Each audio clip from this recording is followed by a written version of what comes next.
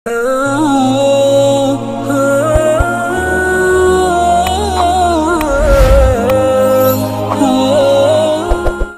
ہی پہلی منزل ہے، جو اس میں کامیاب ہو گیا وہ آگے بھی کامیاب ہو گیا۔ اے میرے میٹھے اسلامی بھائیو، ہم سوچیں، ہم میں کوئی فلیٹ میں رہتا ہے، اس کی تمنا ہے بنگلہ ہو جائے، بنگلہ چھوٹا ہے تو بڑا ہو جائے، مکان ایسٹ اوپن ہے تو ویسٹ اوپن ہو جائے، آج کل سردیاں ہیں تو کمبل کا اہتمام ہے، گرمیاں ہوں تو لائٹ، پنکھا، یو پی ایس، جنریٹر سب چاہیے، کیونکہ سکون والی نیند چاہیے۔ کتنا رہو گے اس گھر میں؟ 50 سال، 60 سال، 70 سال، اگر جی بھی لیا تو قبر میں کتنا سال رہیں گے؟ وہ قبر میں ہوا ہوگی کہ نہیں؟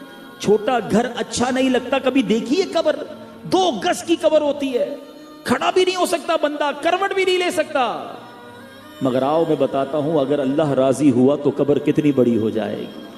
1000 2000 گز کا بنگلہ دیکھ کر حسرت کرتے ہو نا، جس پہ پتہ ہی نہیں کتنا رہو گے، جس قبر میں صبح قیامت تک رہنا ہے۔ علماء فرماتے ہیں جس سے رب راضی ہو گیا اس کی قبر تا حد نگاہ وسیع ہو جائے گی۔ تا حد نگاہ کا مطلب سمجھتے ہیں؟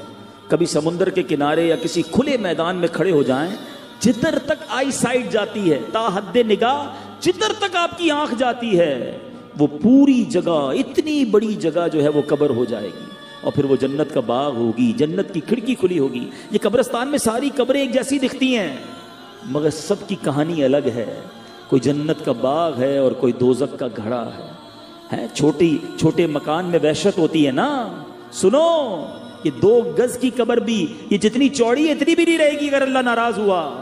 میرے آقا نے ہاتھوں کو ملا کر فرمایا کہ جس سے رب ناراض ہوا، بے نمازی کو قبر اس طرح دبائے گی کہ اس کی پسلیاں ٹوٹ پھوٹ کر ایک دوسرے میں پیوست ہو جائیں گی۔ کبھی عید والے دن کسی پہلوان نے، کسی مضبوط آدمی نے ہمیں دبایا ہوگا، چیخ نکل جاتی کہ بس یار زیادہ نہیں، مگر جب قبر دبائے گی تو پسلیاں ٹوٹ جائیں گی۔ کدھر جائیں گے؟ آج اس محفل کے اندر ابھی کوئی چھپکلی، کوئی چوہا وغیرہ آ جائے، سب اٹھ کر بھاگنے لگ جائیں گے، ہمارے کپڑے پہ کوئی کیڑا گرے فوراً ہٹا دیتے ہیں۔ ابھی سوچا قبر میں کیڑا آ گیا تو میں کیا کروں گا، وہاں سانپ آ گئے تو کون ہٹائے گا، کدھر جاؤں گا، نکل کے بھی نہیں بھاگ سکوں گا۔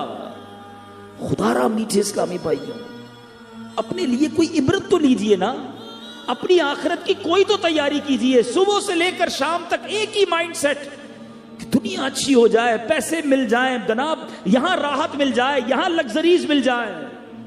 کیوں نہیں سوچتے کہ ہم نے مرنا ہے؟ میں آج دوپہر کو ایک ایسے نوجوان کے گھر سے ہو کر آیا ہوں، 17 سال عمر تھی، اس نوجوان نے درس نظامی کر رہا تھا، موٹر سائیکل پر نکلا، ایکسیڈنٹ ہوا اور وہ دنیا سے چلا گیا۔ 17 سال، اتنا خوبصورت نوجوان، اللہ اس کی مغفرت فرمائے، لیکن ہلا دیا، آگاہ اپنی موت سے کوئی بشر نہیں، سامان 100 برس کا ہے، پل کی خبر نہیں۔ کبھی سوچا یہ تکلیف کیسی ہوگی؟ آپ میں سے، ہم میں سے کسی کو آپریشن ہونے والا ہو، کتنا ڈرتے ہیں، 2 آدمی سے پوچھتے ہیں یار بتاؤ تکلیف کتنی ہوگی، اچھا آپریشن تو بے ہوش کر کے کر لیا جائے گا، ہوش میں آؤں گا تو کتنی تکلیف ہوگی، ٹانکے لگانے تو جگہ ذرا سن کر دو۔ اگر ایک تکلیف آنے والی ہے، اس کی ٹینشن ہو جاتی ہے، وہ ڈرا دیتی ہے۔ ایک تکلیف ایسی ہے جو ہم سب کو آنے والی ہے، اللہ جس سے راضی ہوا اس کی روح تو بڑی آسانی سے قبض ہوگی، ورنہ آؤ میں بتاتا ہوں میرے آقا کی زبانی کے نزا کی سختیاں کیسی ہیں۔ بزرگوں نے کتابوں میں لکھا، شرح الصدور میں امام جلال الدین سیوطی شافعی لکھتے ہیں، موت دنیا اور آخرت کی ہولناکیوں میں سے سب سے زیادہ ہولناک ہے۔ یہ آروں سے چیرے جانے سے زیادہ، کینچیوں سے کاٹے جانے سے زیادہ، اور ہانڈیوں میں ابالنے سے زیادہ سخت تر ہے۔ کوئی سوچ سکتا ہے اتنی تکلیف کے بارے میں؟ اگر مردہ زندہ ہو جائے اور اپنی موت کی نزا کی سختیاں دنیا والوں کو بتا دے تو ان کی نیند اڑ جائے، سارا عیش و آرام ان کا ختم ہو جائے۔ ہم میں سے کون اپنی موت کی تیاری کر رہا ہے؟ آج صبح و شام گناہ کر رہے ہیں، جگہ جی لگانے کی دنیا نہیں ہے، یہ عبرت کی جا ہے۔ اے اپنی آنکھوں کو حرام سے پر کرنے والے، کیا مرنا نہیں؟ اے اپنے کانوں کو حرام میوزک اور بری باتوں کو سے بھرنے والے، تجھے مرنا نہیں؟ اے حرام کام کرنے والے، کرتوت کا کاروبار کرنے والوں، اے جھوٹ بول کر اپنا مال بیچنے والوں، اے مسلمانوں کو دھوکہ دینے والوں، اے مسلمانوں پر ظلم کرنے والوں، مرنا نہیں۔ آج اکیلے میں بیٹھ کر ایسے گناہ کرتے جیسے کوئی دیکھ نہیں رہا، مگر یاد رکھو چھپ کے لوگوں سے کیے جس کے گناہ وہ خبردار ہے کیا ہونا ہے، ہم سب کو مرنا ہے۔ خدا را اس کی موت کی تیاری کر لو، آج توبہ کرنی ہے، وہ بڑا کریم ہے۔ ہو سکتا ہے کسی کے ذہن میں خیال آ رہا ہو گناہ تو بہت ہو گئے، نمازیں تو بڑی قضا ہو گئی، حرام کام تو بہت سارے ہو گئے، اب ہوگا کیا، بچوں گا کیسے؟ ہمارا رب بہت کریم ہے، وہ بڑا رحیم ہے۔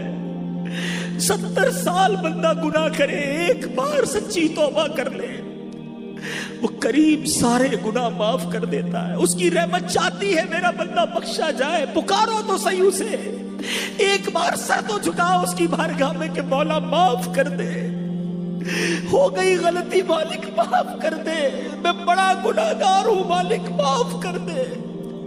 اکیلے میں کیے گناہ یہ جانتے ہوئے کہ تو دیکھ رہا تھا، مالک معاف کر دے۔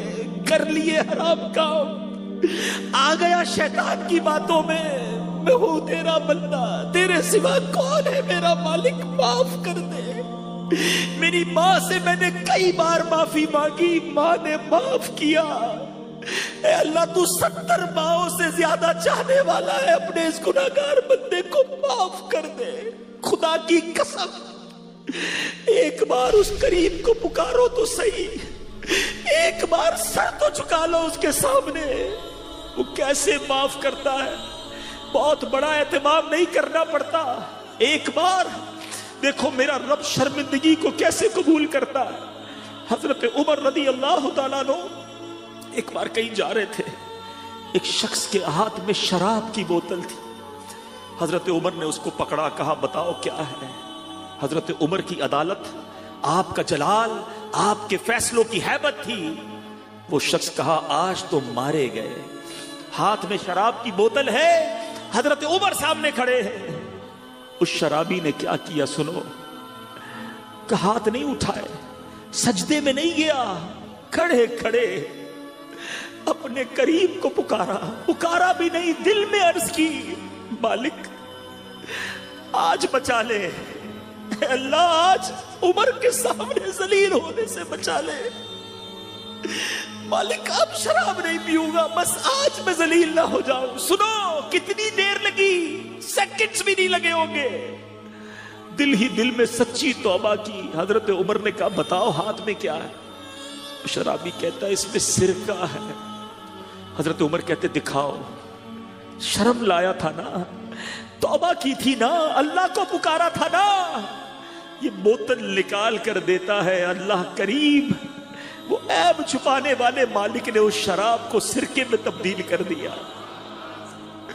دنیا میں کسی کو میرا عیب پتا چلے نا، لوگ انتظار میں بیٹھے ہوتے ہیں، پتا چلے اس کا کوئی عیب میں دنیا کو بتاؤ، میسج کروں۔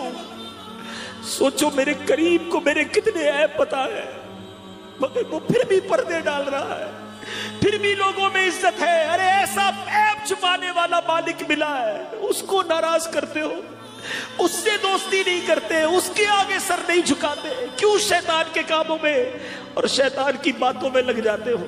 پنجابی شاعر کہتا ہے نا، ایک گناہ میرے ماں پیو ویکھے مینو عمری منہ نہ لاوے، لکھ گناہ میرا مالک ویکھے وہ پھر بھی پردے پاوے۔ وہ پردے ڈالی جا رہا ہے۔